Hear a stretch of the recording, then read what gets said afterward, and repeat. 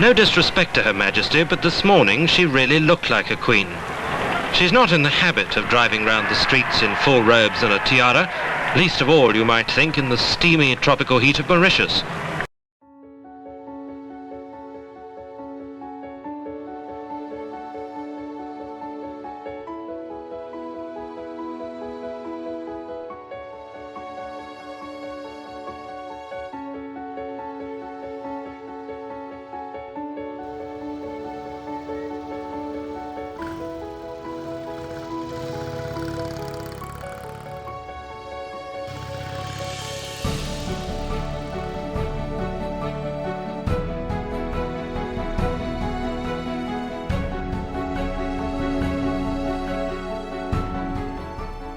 Christophe Leroux est un amateur de motos et de voitures vintage. Ce quinquagénaire voue un réel intérêt aux gloires du passé et fait aussi partie de SOS Patrimoine en Péril, une association dédiée à la préservation des vestiges de l'histoire de l'île Maurice. Pour Christophe, l'histoire joue un rôle crucial dans nos vies actuelles. Elle nous permet non seulement de comprendre nos racines, mais elle guide également notre chemin vers l'avenir.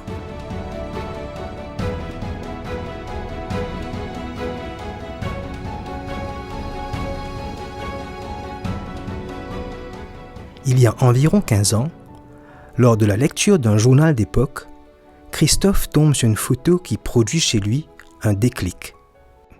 Cette photo datant de 1972 montre la reine Élisabeth II d'Angleterre lors de sa visite officielle à Maurice.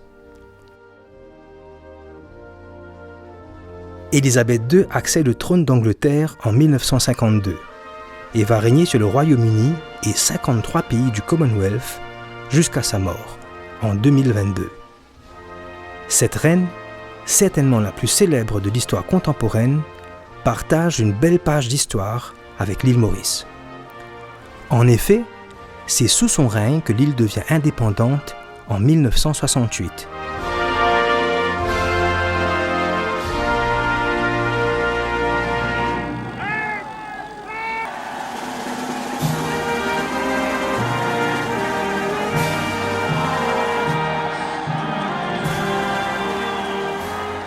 Cependant, la photo en question dévoile un épisode surprenant de cette histoire commune. On y voit la reine et son époux, le prince Philippe, qui défilent dans les rues de Port-Louis dans une décapotable qui deviendra célèbre, elle aussi. Cette automobile, c'est une Jaguar XJ6 de série 1 et le couple royal s'y tient debout pour saluer la foule amassée dans les rues. Pour Christophe Leroux, cette voiture a une valeur inestimable car elle réunit ses deux passions, le patrimoine automobile et l'histoire de l'île Maurice. Des décennies après la visite officielle de la reine au pays, il se demande si la Jaguar décapotable de 1972 existe toujours et si elle pourrait être ramenée à sa gloire passée. Sans surprise, Christophe se lance dans une quête pour retrouver la voiture en explorant divers récits pour mieux comprendre son histoire. Ses recherches le mènent dans un premier temps à Marcel Lindsay Noé, un proche de Sir Gaëtan Duval, figure politique importante à l'époque de la visite royale à Maurice. Sir Gaëtan Duval était à l'époque, quelques années après l'indépendance, en 1971, je crois, en visite à Londres. Et il était alors ministre des Affaires étrangères et aussi Lord Mayor. Donc il cumulait les deux fonctions, Lord Mayor de Port-Louis, de la ville de Port-Louis. Donc il était à Londres et comme tous les matins, il faisait son jogging. Avec son tracksuit, il faisait son jogging dans les rues de Londres, près de son hôtel. Il s'est fait que la nouvelle Jaguar XJ6, première série 1, venait d'être lancée. Et il passe devant un concessionnaire de voitures Jaguar, il voit cette voiture magnifique,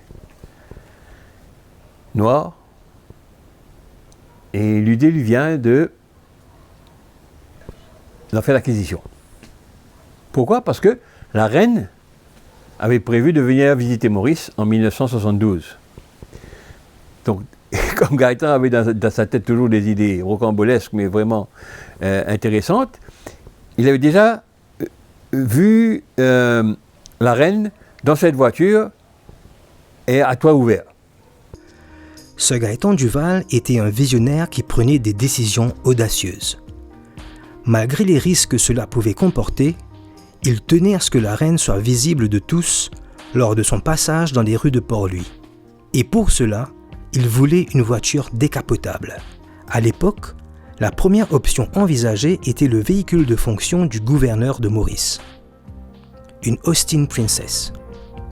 Mais cette voiture ne ferait pas l'affaire, car pour le passage de la reine à Port-Louis, il fallait une décapotable. La Jaguar proposée par Sir Gaëtan Duval n'était pas décapotable non plus, ce qui n'arrangeait en rien le problème de visibilité de la reine. Cependant, Sir Gaëtan Duval avait de la suite dans les idées. Dès le départ, il avait en tête de faire découper le toit de la Jaguar à Maurice.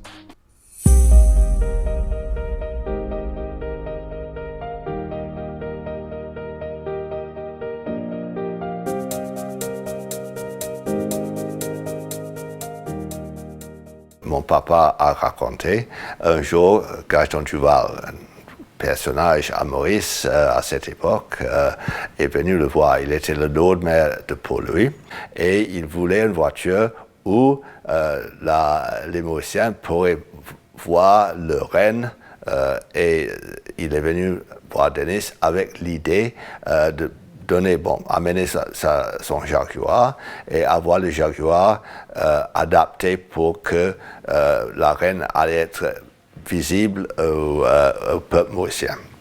Donc, ils ont décidé de faire une décapotable.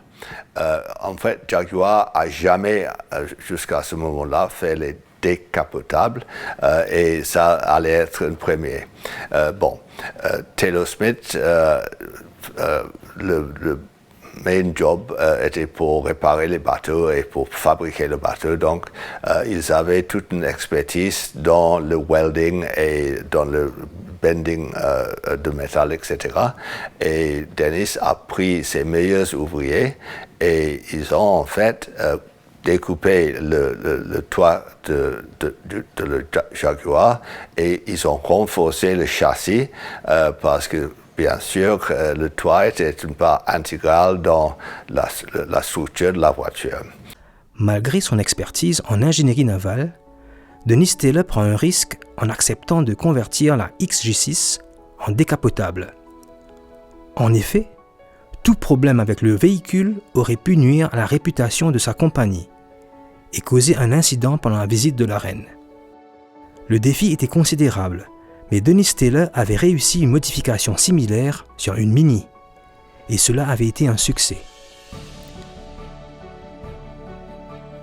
Parmi les employés de la compagnie Taylor Smith à l'époque, on compte Sidney Tonta et Pierre-Yves Ramtehel, respectivement soudeurs et mécaniciens. Pour ces deux artisans mauriciens, la conversion de la Jaguar est un grand honneur, mais aussi un défi. Compte tenu de l'importance de leur mission, ils suivront les instructions de Denis Taylor à la lettre. Contrairement aux décapotables conventionnels, qui sont souvent de petites voitures à 2 portes, la Jaguar était une berline à 4 portes. Par conséquent, sans son toit, la voiture avait une structure affaiblie et ses portes risquaient de s'ouvrir dans un virage. En tant que véritable professionnel, Denis Taylor avait anticipé ces problèmes potentiels. Il fit souder une tôle galvanisée pour renforcer la structure latérale de la voiture ainsi que ses traverses. La poulie centrale de la Jaguar et la structure des portes furent également renforcées.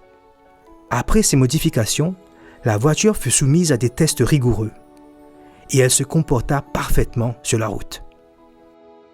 L'équipe de Taylor Smith repeindra également la Jaguar. Les sièges seront refaits avec de nouveaux coussins et une barre de sécurité sera installée au montant des portes pour permettre à la reine et au prince Philippe de se tenir debout et de saluer la foule pendant leur passage. Jaguar, quand ils étaient en informé qu'ils ont pris une de leurs voitures et ils ont coupé le toit pour mettre la reine dedans, ils étaient franchement, je crois, très choqués parce qu'ils croyaient peut-être c'était mal fait et que la voiture pourrait en fait tomber, it could have fallen in half. Mais Dennis a envoyé tous les plans, etc., les photos, et à la fin, Jaguar était très heureux avec le travail qui a été fait, parce que bien sûr, c'était une bonne publicité pour eux, parce que les photos de la reine de l'Angleterre et de Maurice a fait le tour du monde dans une Jaguar. Donc, je crois, eux, ils étaient heureux. Et Dennis était heureux. Je crois que Gaëtan était heureux et la reine aussi. Donc, je crois que tout le monde a bien aimé cette modification qu'ils ont fait avec la voiture. Et juste pour terminer, Dennis, il adorait les Jaguars. À cette époque, il a déjà eu, je crois, son E-Type et il avait aussi un XT6. Et donc, pour lui, c'était un travail d'amour. L'histoire de la conversion de la Jaguar de 1972 est entourée de nombreuses anecdotes. L'une d'entre elles raconte que Taylor Smith aurait offert une récompense de 100 roupies à chacun de ses employés pour avoir réussi la transformation. Une somme considérable à l'époque. La société aurait également accordé un jour de congé à ses employés pour les remercier du travail accompli. On dit aussi que Pierre-Yves Ramtoel aurait gardé la plaque d'immatriculation du carrosse de la reine comme souvenir. Enfin, M. Gaori, chauffeur de la souveraine pendant sa visite à Maurice en 1972, fut récompensé d'une médaille d'honneur pour sa carrière et sa conduite remarquable. L'histoire retiendra également que malgré un climat social assez tendu à Maurice, la visite se passera sans anicroche. This was now the destination of the Royal Yacht Britannia, and what a splendid picture she made as she approached the harbour, especially with that wonderful background.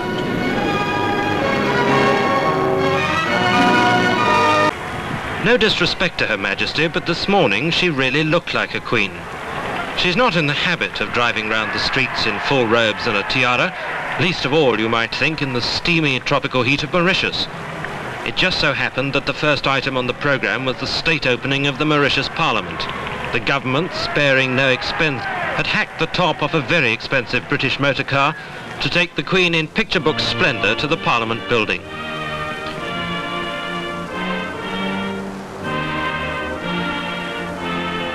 From the ceremony there, you would hardly guess that Mauritius is at present under a state of emergency following a number of recent strikes, and that the leaders of one opposition party have all been stuck in jail for at least the duration of the visit.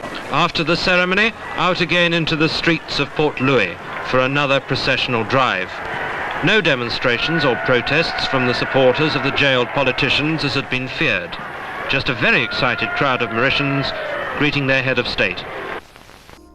La conversion réussie de la Jaguar de 1972 en décapotable est une véritable prouesse technique et une première mondiale à l'époque. En ce temps, la marque Jaguar ne produisait pas de XJ6 décapotable en série. Une telle voiture leur serait trop chère à produire. Finalement, grâce à la vision de Sir Gaëtan Duval et au savoir-faire de l'équipe de Taylor Smith, l'île Maurice va inscrire son nom dans l'histoire de la marque Jaguar, voire même celle de l'automobile mondiale.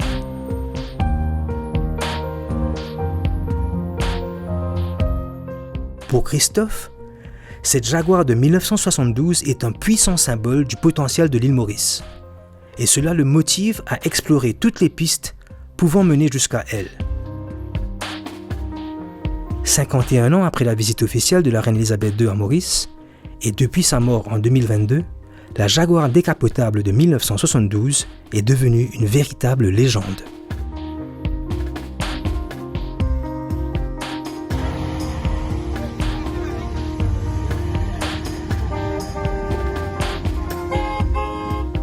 Dans une île Maurice où la culture vintage connaît un réel essor, les voitures d'époque sont considérées comme des joyaux.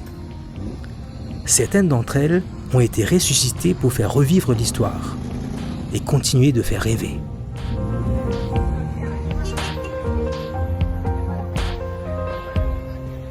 en tant que membre de SES Patrimoine en Péril et aussi de la Vintage and Classic Car Owners Association, mon service à réseau pour réussir remonte à l'auto de la Reine. À l'île Maurice, nous avons toute une collection de voitures de vintage et de classiques. Et parmi ces autos-là, chacun a une seule histoire et je forme partie du patrimoine automobile roulant de l'île Maurice. Mais la voiture de la Reine, pour moi, il reste la reine des voitures vintage à l'île Maurice. Mais malheureusement, ça réseau-là, pas vraiment réussi remonte à la voiture de la Reine. Après des années de recherche, Christophe apprend que la Jaguar n'était peut-être plus à l'île Maurice. Redevenue la voiture de fonction de Sir Gaëtan Duval après la visite de la Reine, le véhicule fut mis aux enchères par l'État mauricien. Il aurait ensuite été acheté par un employé de l'ambassade américaine à Maurice. Après plusieurs échecs dans mon recherche, mon réussi gagne bon lapis.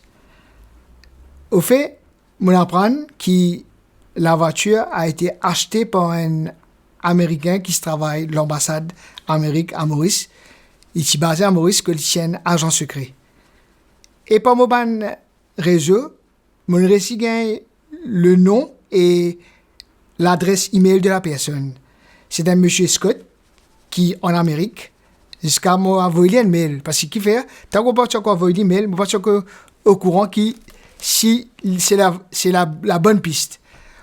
Mon envoyé un mail, me présente moi et il répond moi mon mail, il répond moi pour dire moi qui effectivement il a acheté ça l'auto là et il l'a amené en Amérique. Et il raconte moi l'histoire comment il a acheté l'auto là. C'est à la suite d'une vente à Lancan, il a acheté la voiture et il fait embarquer un bateau de guerre de la Royal Navy. Et ben là fait une condition qui s'il y a une emergency, je peux besoin de cette auto là dans la mer.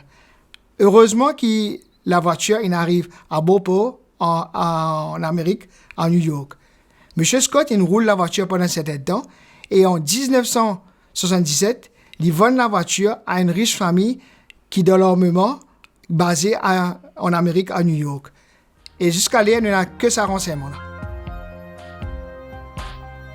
La voiture qui est véhicule de la Reine en 1972, il représente tout un symbole pour l'île Maurice, comme si le savoir-faire mauricien, le génie mauricien.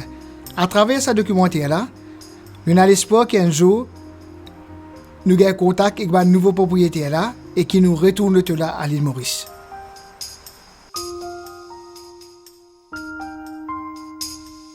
Pour moi, le mot de la fin, nous besoin préserver nos patrimoines. Il représente nos identités communes et nous besoin fiers de l'histoire.